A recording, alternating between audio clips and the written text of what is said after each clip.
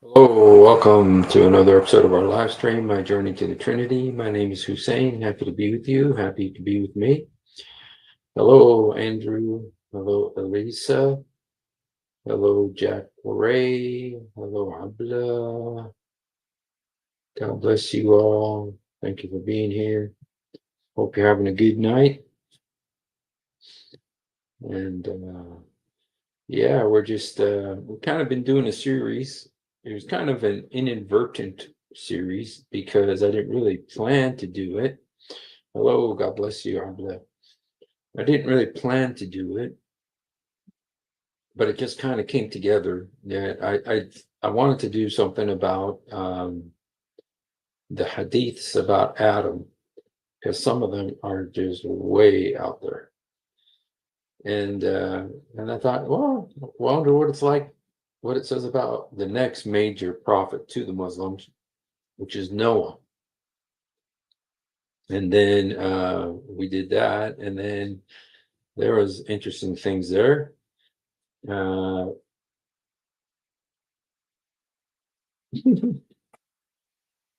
you know that in the Quran, Mo pretending to be Abraham claims to be created by Allah? No, I don't. Can you share that with us? I mean, nothing surprised me. That might be a good segue into our topic today. So if you could post that for us, that'd be great. I read something in one of the hadiths that was kind of weird. It was a Abraham Muhammad thing. I'm not sure if that's what it is, but Muhammad has a tendency to identify himself with all the heroes of the faith. He says that he's like Jesus. 26. Wow, 69. Okay, let me see. Let's look at this.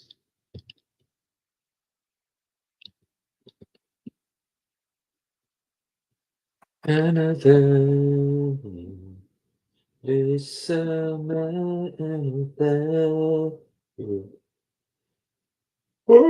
excuse me. Okay, let's look what it says here.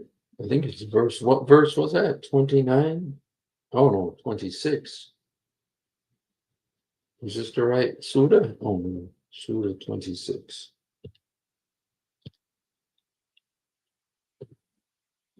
And it's verse 69.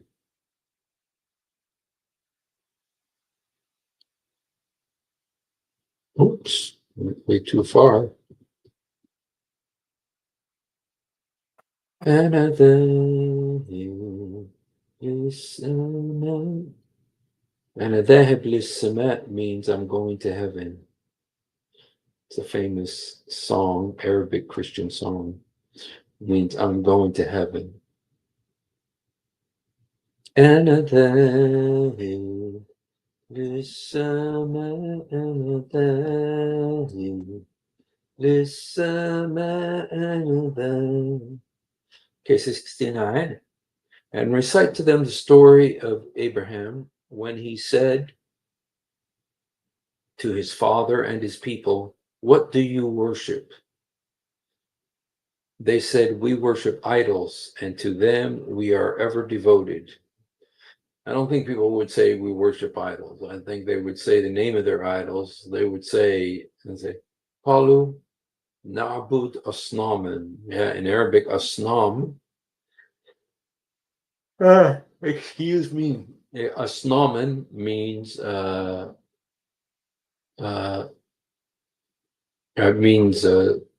idols.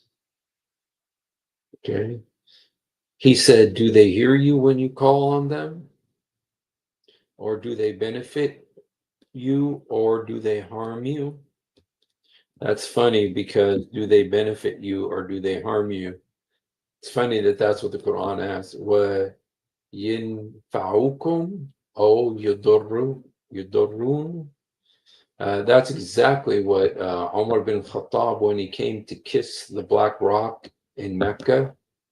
He looked at it and he said almost exactly this. He says, I know you don't benefit me and you don't harm me, but I'm just doing this because Mo did this. So, okay.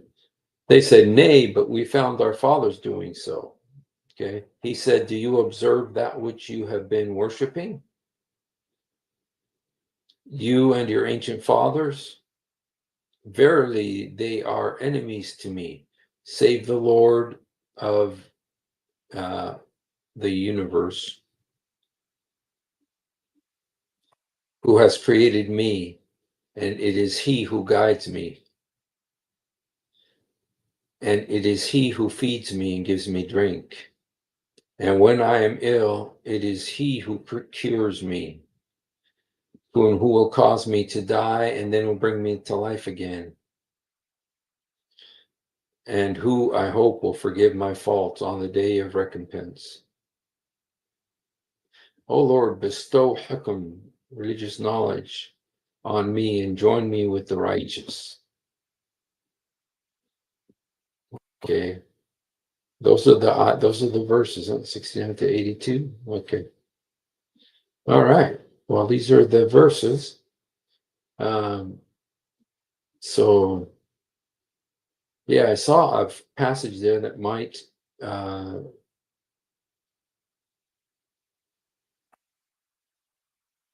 be what our brother was talking about.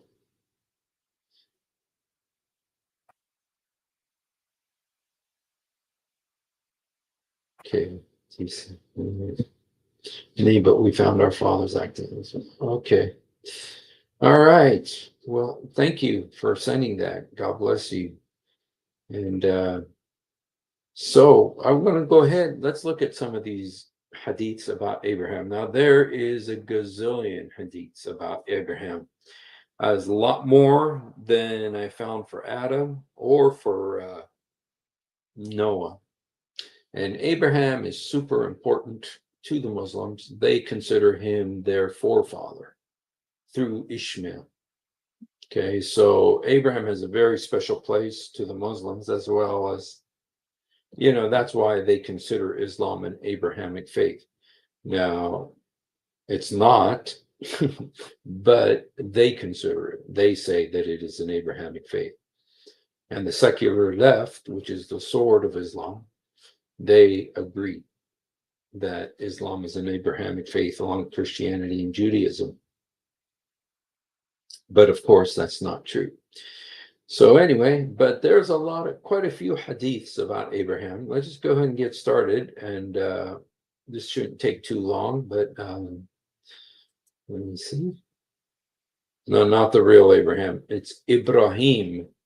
Ibrahim, which is Ibrahim, it's the name of Abraham in Arabic, but it's spelled 3 different ways in the Quran. Ibrahim is spelled, yes, it is spelled 3 different ways in the Quran. So interesting. All right, let's go ahead and look at this. Number 1, Anas ibn Malik, that's Muhammad's cousin, said, a man came to the messenger of Allah. Okay, and he said, "Oh, best of creation, oh, best of creation." So this guy's calling Muhammad the best of creation. Then Muhammad said, "That is Abraham. Upon him be peace." So this guy said to Muhammad that he's the best of creation, like the Quran says. But Muhammad deflects and says, "No, Abraham is the best of creation." But there is a verse in the Quran. There's a verse in the Quran that says that Muhammad is the best of creation. So contradiction there, but there's many contradictions between the Hadith and the Quran. Okay. So anyway, oh, best of creation. And Muhammad says, "No, not me. Abraham is." So, okay, here's another, Al-Adab al-Mufrid. Okay, another hadith book. And it says Abu Huraira reported that Muhammad said, if anyone says, "Oh, Allah bless Muhammad, the family of Muhammad, as you blessed Ibrahim and the family of Ibrahim, shower blessings upon Muhammad, the family of Muhammad, as you showered blessings on Ibrahim and the family of Ibrahim. Show mercy to Muhammad and the family of Muhammad, as you showed mercy to Ibrahim and the family of Ibrahim. I will testify for him on the day of rising, and I will intercede for him." So here Allah, Muhammad is asking people to pray for him and offering to intercede for them on Judgment Day if they do.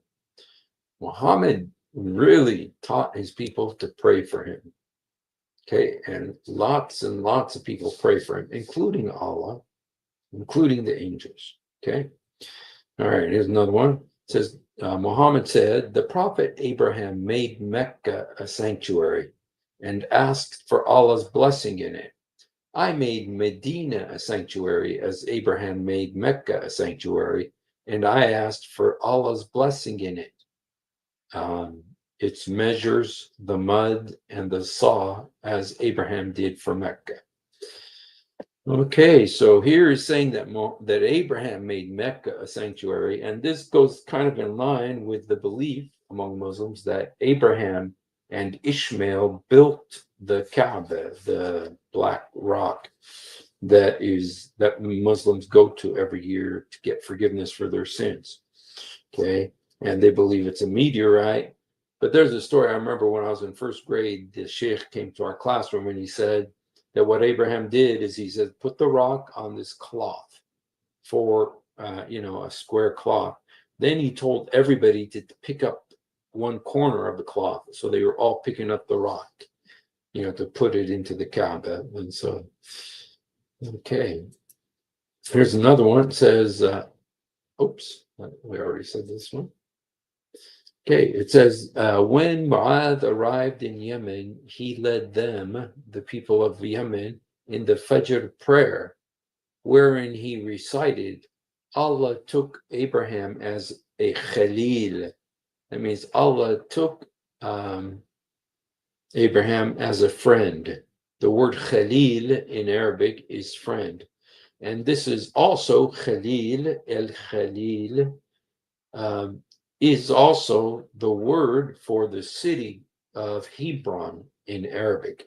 In Arabic, Hebron is called Khalil, el-Khalil, which happens to be the burial place of Abraham and Sarah and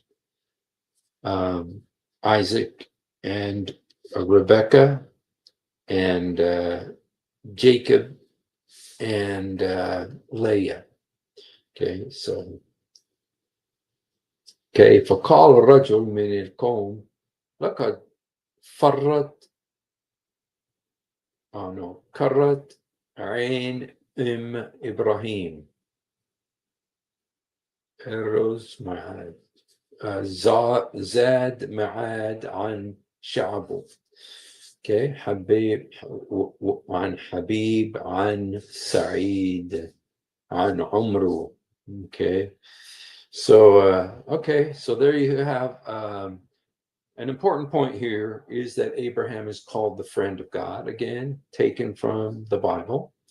He's called the friend of God, and like I said, the city of Hebron is called Khalil. Okay, here's another one. It says, Omar said, I agreed with my Lord on 3 matters. I said, oh messenger, why don't we take the maqam of Ibrahim as a place of prayer?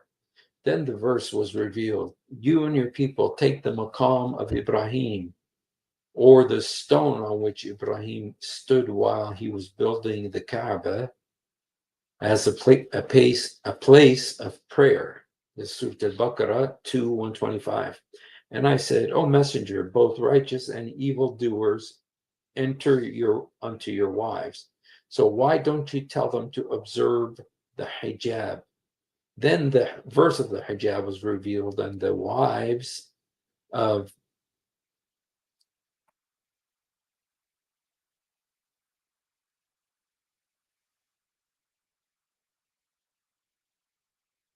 Sorry, you guys. So here, these are the three things that Umar bin Khattab, Allah agreed with him about. Okay, one of them is about taking the place of Ibrahim, which is a stone that Abraham stood on when he was building the Kaaba, as a place of prayer, like a qibla. Okay. Another thing was that the women should wear the hijab. Okay, and to observe the hijab, and the verse of the hijab is revealed. And the wives of the messenger of Allah got together as a result of the jealousy between them. Wow. This is a Sahih Hadith, and it talks about the wives of Muhammad, and it says the jealousy between them, that they were jealous of each other. Now, this is like, it's like, it just shows you that polygamy doesn't work. And the amazing thing is that it doesn't, the Quran and the Hadith don't try to hide it. They say plainly, it doesn't work. No man knows what to do with it. Okay, because there's a verse in the Quran that says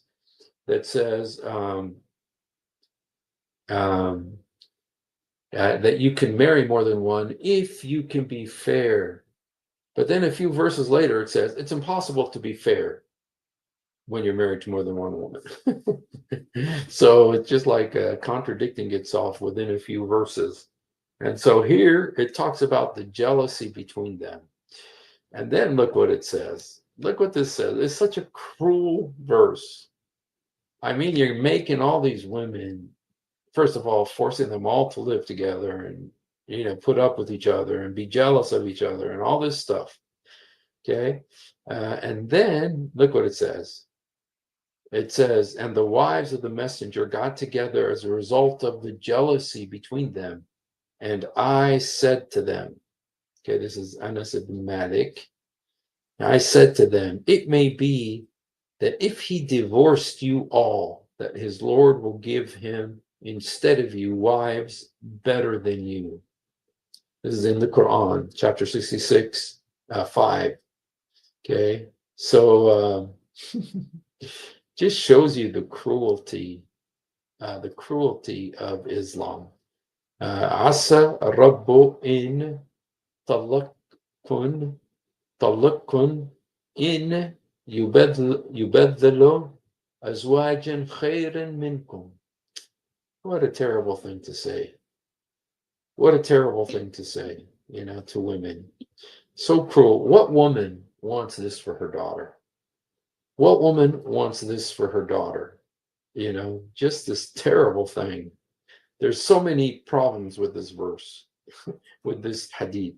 Number one, Allah is taking verses from Umar bin Khattab. Supposedly, Allah agreed. When it says Allah agreed with, or I agreed with the Lord on three matters, what really it's saying is Allah agreed with him because he's the one who came up with these things. And then Allah agreed with him and put him in the Quran. Okay, so especially the issue of the hijab, what a disgraceful story that is.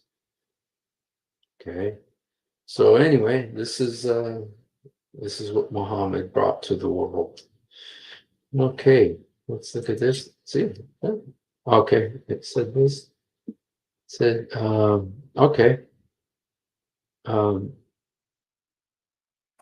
Said Allah took Abraham as a Khalid. The man behind him said, "How glad the mother of Abraham is."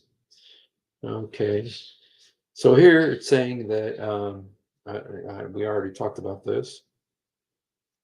Okay, on the day of, okay, this is another interesting hadith, and it's a little bit crazy. I kind of wanted to get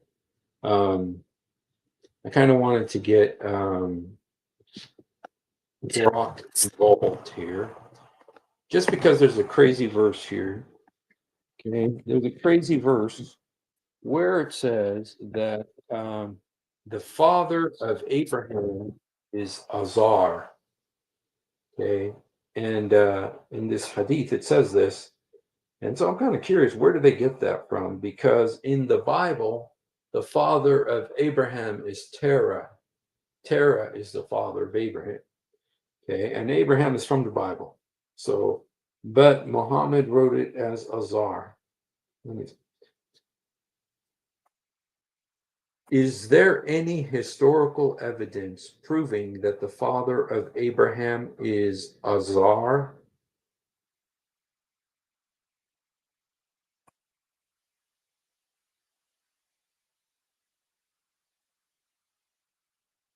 Is there historical evidence that the father of Abraham the prophet is Azar?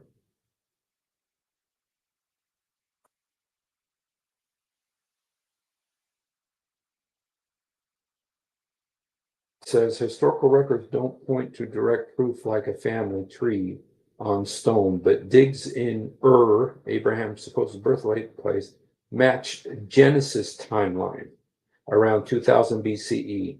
Terah is named as his dad in biblical text, backed by Mesopotamian artifacts showing idol-making families like that era's customs. No smoking gun inscription, though it's okay.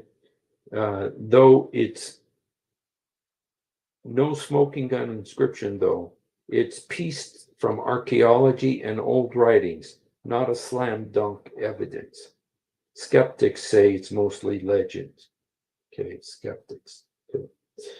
All right, so I don't know why it's not talking. Oh,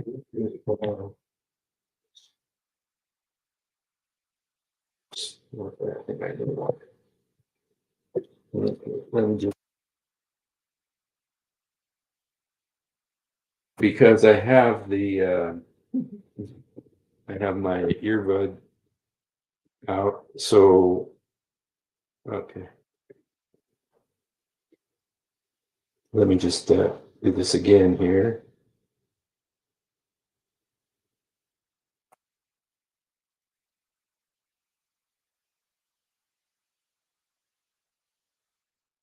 Is there evidence that Abraham's father's name is Azar?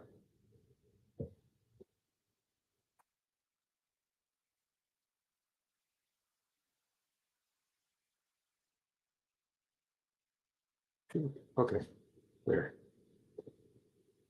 Is there evidence that Abraham's father's name is Azar?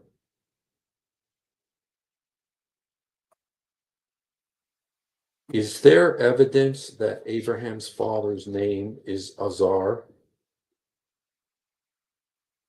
Not really solid evidence, just some Islamic tradition calling Terah Azar in the Quran, likely meaning worshipper or tied to idol names, not a literal first name.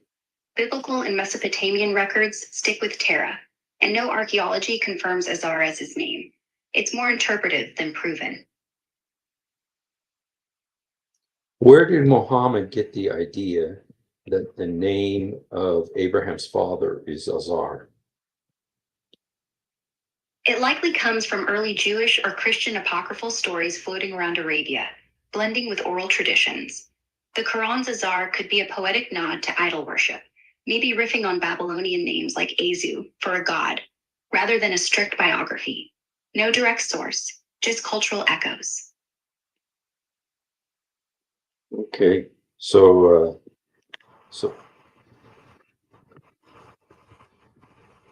there you have it. Okay.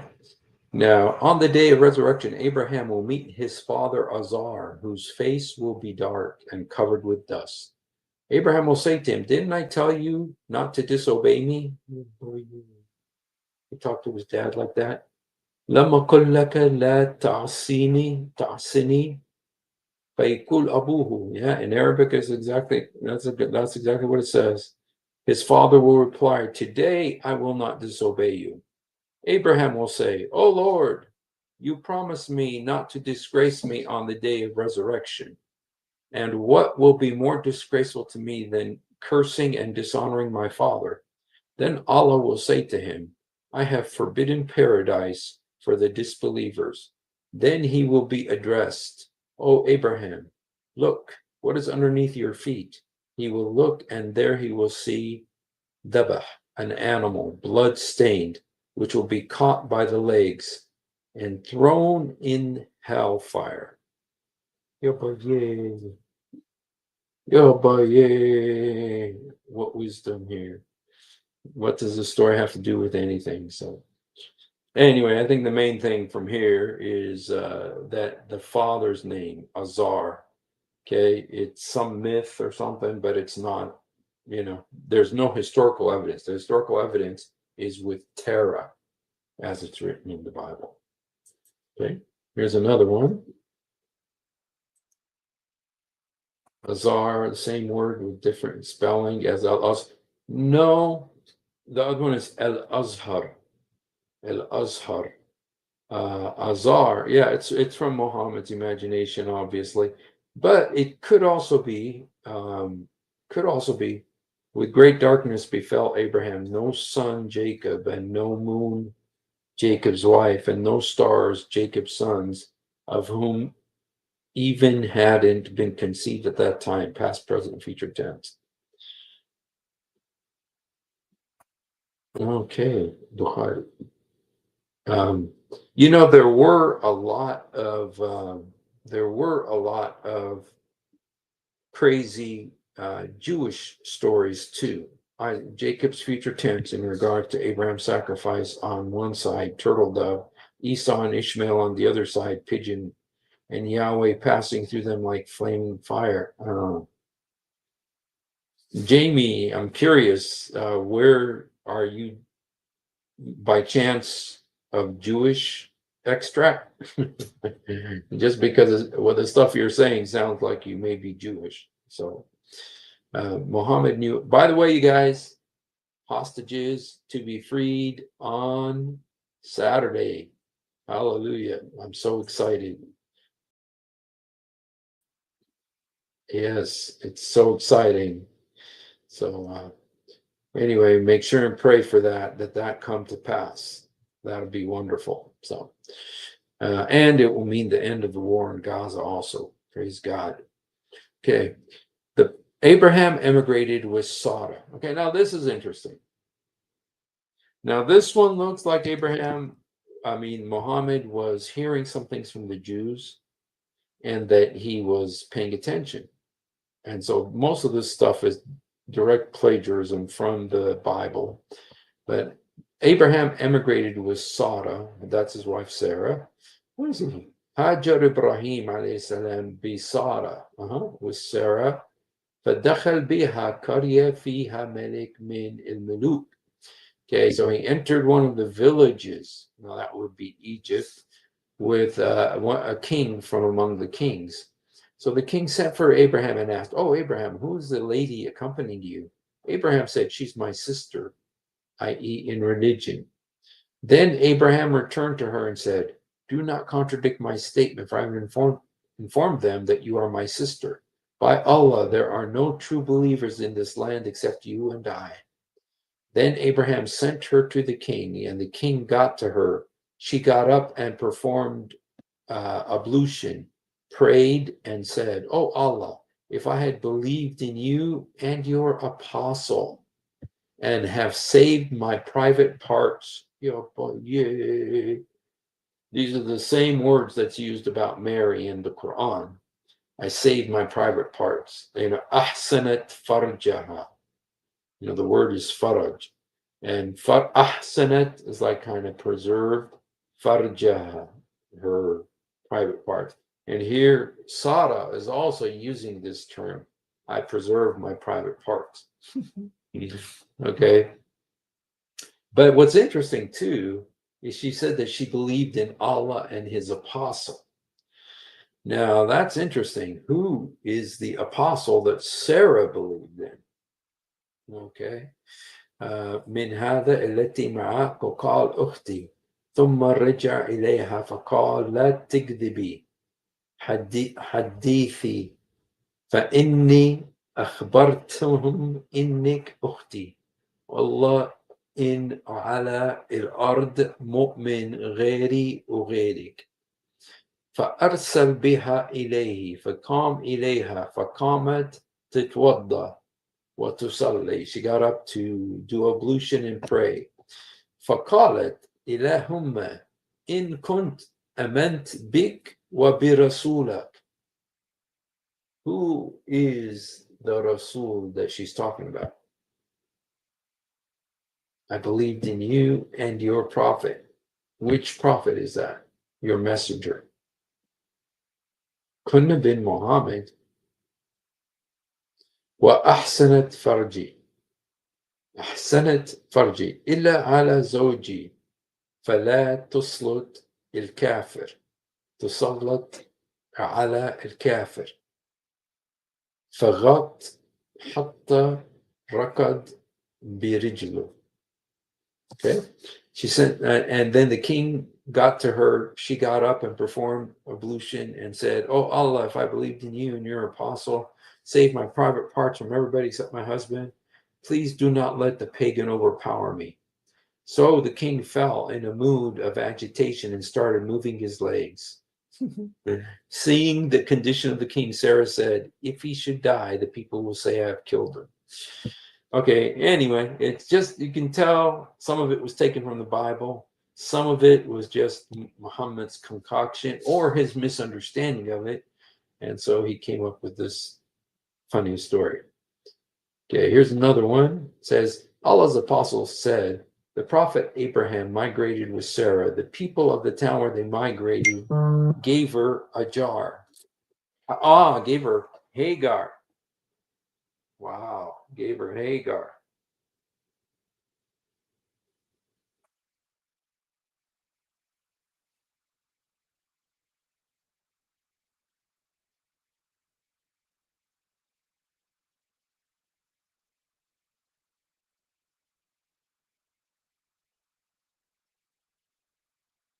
Okay, layers of the atmosphere. Oh, are these the 7 layers of the 7 heavens? So, well, that's funny. Let me go ahead and put this on so we can see this.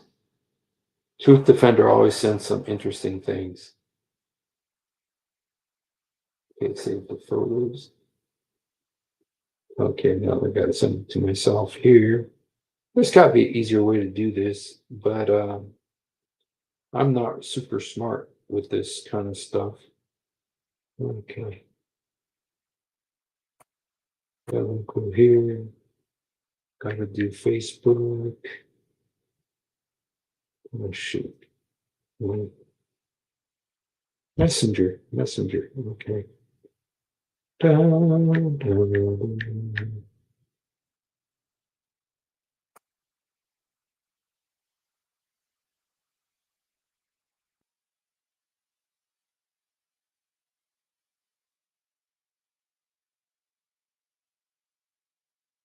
Okay.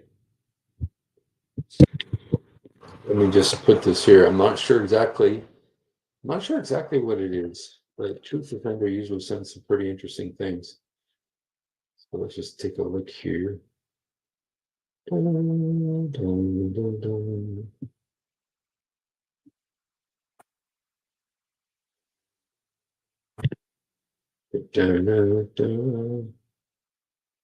Okay, here's the picture. I'm not 100% sure what this is referring to, but it's a very interesting picture. It says layers of the atmosphere 1, 2, 3, 4, 5. Okay. The meteorological rocket, Kármán line, spaceship. Okay. I'm not 100% sure what this is about, but I would like to look into it further. Thank you for sending that, Truth Defender. God bless you. The sun, the moon, the stars bowing down to Joseph. Jacob says, how many laps have you done around the sun since present future? I've done 62, so that's how tall Adam. Oh, okay. So this is how tall Adam and Eve would have been Okay. So Eve actually was very tall. I mean, she's still shorter than him by far, down to his elbow there with a kid. But that's 60. He's in the mesosphere, huh? Meteorological rocket. 60 meters. Well, we read the hadith yesterday that Adam was 60 cubits tall. It's about 90 feet. I did one once where I showed like how tall he was next to like the Empire State Building. Okay. I wonder what Yasser Qadi says about that. I wonder if Yasser Qadi says about that, if he says he believes in it or not. You see, this is where Houston, and I have great respect for my brother, Truth Defender, and so I don't want to just speak words carelessly, but I do think that he is maybe, how shall we say it, making a bid'ah, which is inventing some stuff in order to, let me see, another picture. Maybe this is going to help. Pinky has some issues, like per usual. Pinky is just very moody. And so,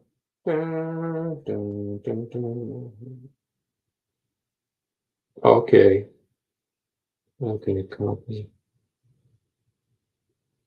See if I can send it to myself here. Cancel. Okay.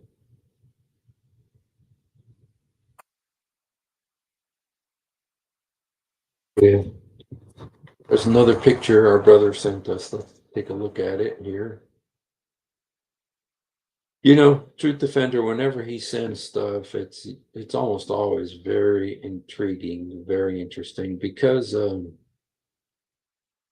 okay, here it says Sa'ad ibn Jabir said the height of a man of the people of Jannah is 90 miles. Yo boy, yay.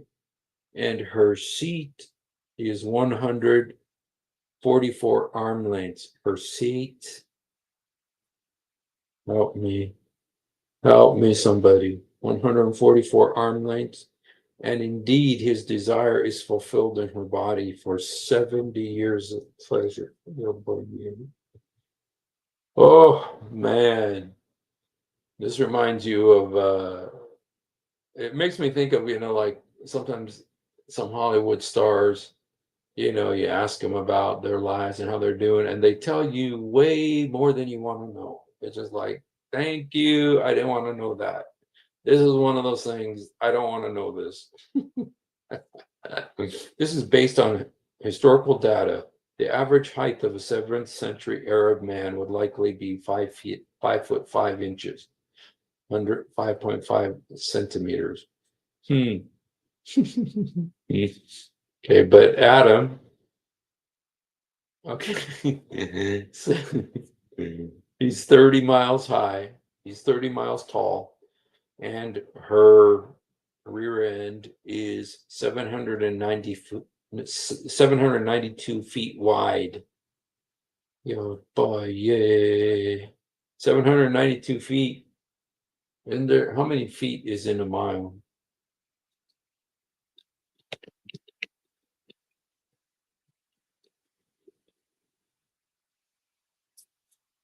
Okay, there's 5,000.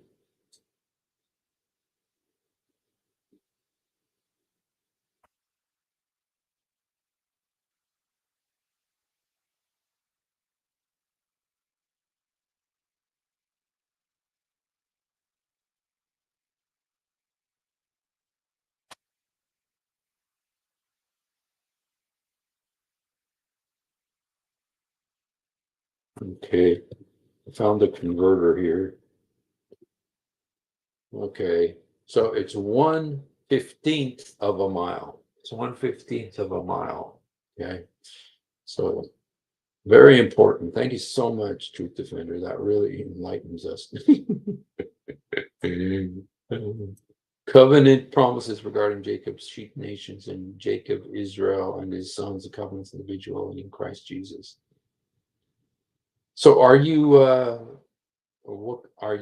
a Messianic Jew, Jamie, or an evangelical Christian? Marion, they Arabs are against, they criticize the group and celebrate even when they lose. Terrorist group. Yes, it's true. No matter what happens, terrorist groups are going to claim they won. It doesn't matter what happens. Doesn't matter what happens, they're going to claim they won. They never admit defeat, because to admit defeat means their God failed. To admit defeat is to say their God failed. They will never admit that. Okay, so okay. So anyway, let's go back to our topic here. Abraham, okay, 8. See, did we read this one? Okay, so here we have Hagar introduced. Now this is in the Hadith, you guys. In the Quran, you have none of the names of Abraham's wives, or Muhammad's wives, or Moses' wives. The only woman named in the Quran is the mother of Jesus, Maryam. She's the only one with a name. And the 3 daughters of Allah, Alat, Al-Uzza, Al-Manat, the 3 goddesses, the high-flying cranes of Quraysh. Okay. Allah's apostle said the prophet Abraham migrated with Sarah. The people of the town where they migrated gave her Hajar, Hagar, Hajar, okay, in Arabic. No, in Rasulullah, وقال Hajar Ibrahim بسارة فأعطوها أجر فرجعت فقالت شعرت إن الله كبت الكافر وأخدم وليده. قال ابن سيرين عن أبي هريرة. Okay, let's see. The town, and they gave her Hagar. Sarah returned and said to Abraham, do you know that Allah has humiliated that pagan, and he has given a slave girl for my service? Okay, I think it's talking about Pharaoh. Okay, because he's the one who gave them Hagar. Okay, see this one? The messenger says, Allah. Okay, now here is where Muhammad equates himself with Abraham. Okay, he equates himself with Abraham here. The messenger said, Allah has taken me as a close friend, a Khalil, which is the name of the city of Hebron in Arabic, as he took Abraham as a close friend. So my house and house of Ibrahim will be opposite to one another on the day of resurrection. And the Abbas will be in between us, a believer between 2 close friends. Okay, so Abbas, he must have been giving Muhammad money or something, or fighting with him, or doing something for him, because Ibn Abbas is very, very, very present in the Hadith. Okay, he's one of the main Hadith compilers.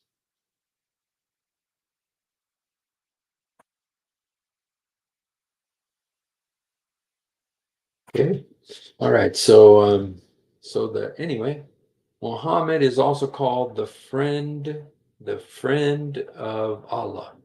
Okay, well, Abraham isn't. Abraham is known as the friend of God. Okay, here's another one. The Prophet entered the Kaaba and found in it pictures of the Prophet Abraham and Mary. And he says, what is the matter with them, i.e. the Quraysh? They have already heard that angels do not enter the house in which there are pictures. Yet this is a picture of Abraham. And why is he depicted as practicing divination by arrows? Okay, so there was this kind of divining thing where you kind of like tell the future or something with arrows. And apparently in this picture, Abraham was doing that. So interesting. All right, here's another one. It says, Abraham did not tell a lie except on 3 occasions. This is also like Muhammad says that it's not permissible to break the law. You cannot lie except in 3 cases. To your friends, to your enemies, and to your wives. Okay, that's what Muhammad said. Here it says Abraham lied 3 times. Now the Bible talks about 2 of those times. Twice for the sake of Allah when he said, I am sick, and he said, I have not done this, but the big idol has done this. The third was that while Abraham and Sarah were going on a journey, they passed the territory of a tyrant. Someone said to the tyrant, this man, Abraham, is accompanied by a very charming lady. So he sent for Abraham and asked him about Sarah, saying, who is this lady? Abraham said, she's my sister. Abraham went to Sarah and said, oh, Sarah, there are no believers on the surface of the earth except you and I. This man asked me about you, and I have told him that you are my sister. So don't contradict my statement. The tyrant then called Sarah, and when she went to him, he tried to take hold of her with his hand, but his hand got stiff and was confounded. Okay, so strange little story there. Except there's a little bit, of course, very recognizable. There's 2 incidents in the life of Abraham where he lied about his wife being his sister. Number 1, when he went to Egypt, and that's when he was given Hagar. And the other time was with Abimelech, a Philistine king. And the result was that all the wombs among the Philistines were closed. As a result, they do not have any children. But then a year later, the Lord came to Abraham and told him he was going to have a kid, but he needed to pray for the people of Abimelech, so that because he said that he did what he did ignorantly, he didn't know that she was his sister. Okay, let's get the final one here.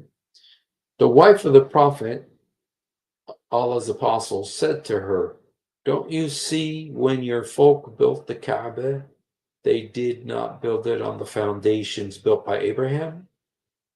I said, oh, Allah's apostle, why don't we rebuild it on the foundations of Abraham? He said, but for the fact that your folk have recently given up infidelity, I would have done so. Narrated by Ibn Umar, Aisha must have heard this from Allah's apostle. For I see that Allah's apostle used not to touch the 2 corners facing the hijab, only because the Okay, so there you go, and there's one more. Let me see if I can find it. There's a hilarious hadith. Let me see if I can find it.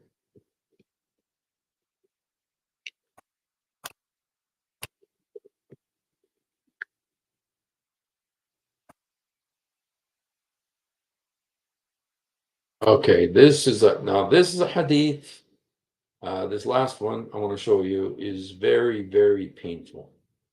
It's very painful to read, to imagine.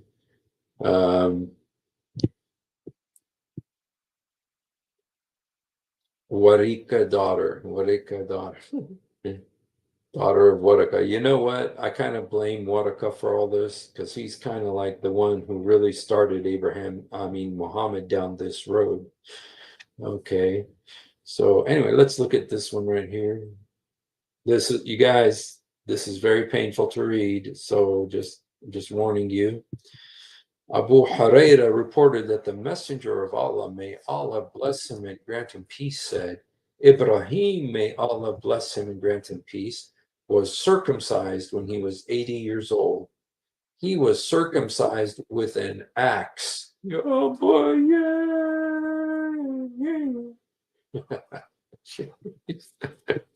اختتن إبراهيم 80 سنة وأختتن بالقدوم. يا باي. Okay. Allah's apostle said Abraham did his circumcision with an adz at the age of 80. Okay, Ibrahim, okay. Bil Qudum. Okay, now I'm kind of curious now. Bil Qudum, I wonder what that means. Okay. Let's see if we'll get a translation for this. It's probably some old Arabic. Qudum.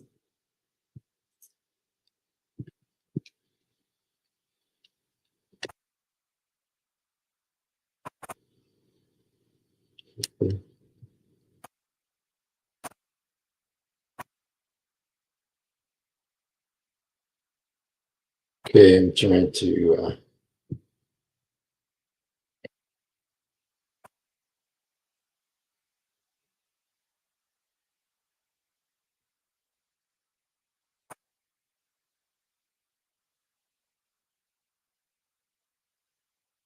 okay. All right, so he was circumcised with an axe.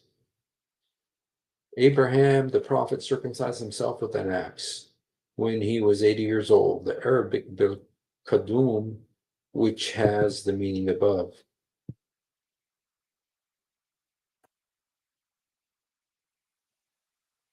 Some people say Qudum was a city in Syria. I don't know. Circumcised himself with an axe.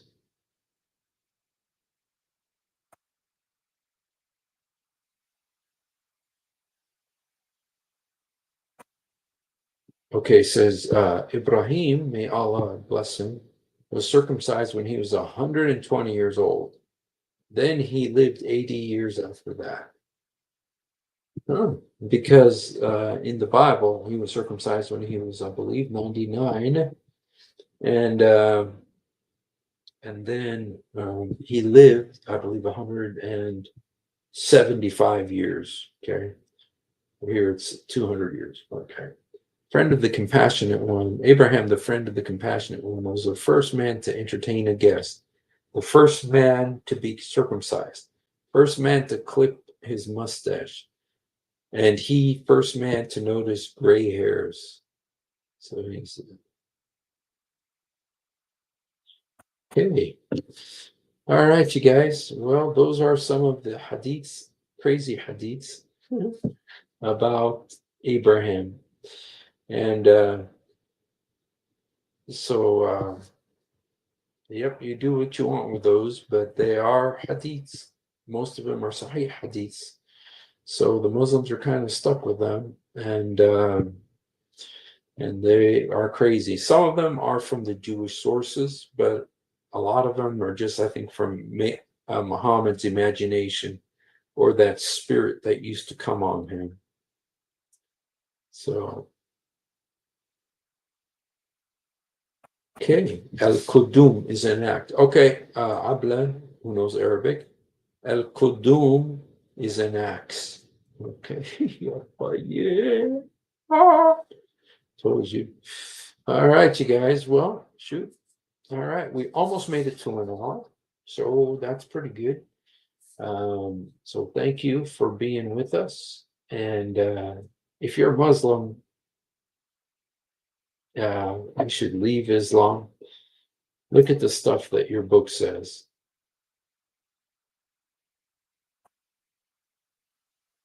Yeah, the Quran is not inspired at all. Not inspired by God, maybe by the devil, but it is not inspired by God whatsoever. It even claims that it is inspired by the devil. It even has devils talking in it.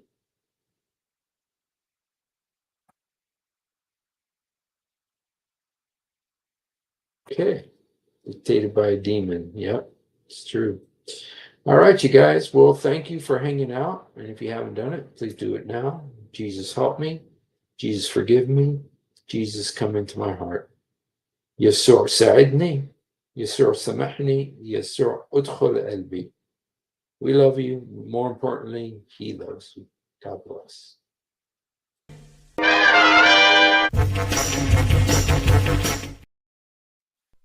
If you have ever wondered why dull apologists lie so much, it's because on a rare occasion that they tell the truth, this happens. One of the reasons I accepted Islam was the scientific miracles. I'll be honest with you. And now we know that this whole scientific miracles was absolute nonsense. You're going to have to repeat that. Now we know that the standard narrative has holes in it. That's what I'm going to say.